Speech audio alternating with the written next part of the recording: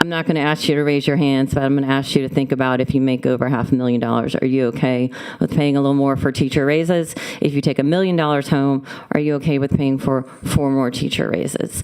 What Rep. McCormick was getting at as well is, while they can't tell us up here necessarily, most of our constituents can't tell us up here how they're feeling. They told us in March how they're feeling. They told us they don't trust us. That's the end of the story. They saw these 4 amendments. They saw a paragraph. They saw 100 pages, 130 pages. They said, we don't really know what's in this. We're suspicious. You said you're giving us a pay raise, then this is getting cut and this isn't cut. We don't really trust you. And what that comes down to is they don't trust us necessarily with their money, because we keep giving corporations tax rates. We're not funding what they want. We know this $200 million, and by the way, I had someone else run some calculations, and it could be as high as $400 million. We know that that can pay for teacher raises. We know it could raise our $30 million in tutoring that dramatically helped raise our literacy rates. We could double that. We could triple that. There's a lot we could do with this money.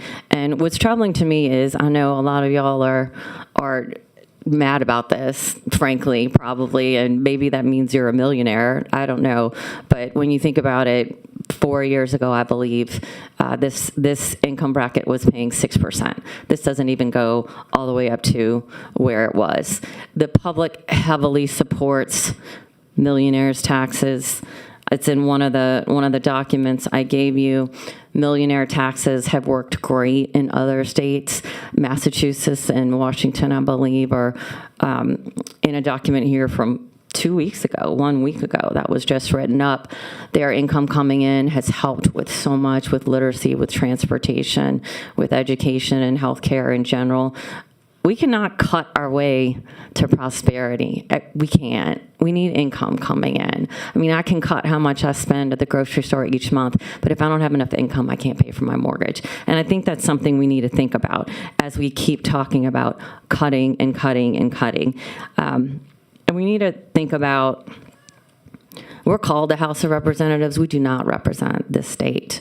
We have a lot of older people, wealthy people, people own a lot of property. There are not many of us, I only see a few of you here, who actually still have a job and aren't just resting on property or savings. So I was hoping you would think about this a little bit. I understand that a wealthy body doesn't want to raise taxes on anyone, but the amount of money we can get from 1% of people who will absolutely not notice this money, I think will go a long way to helping balance our budget that we're worried about.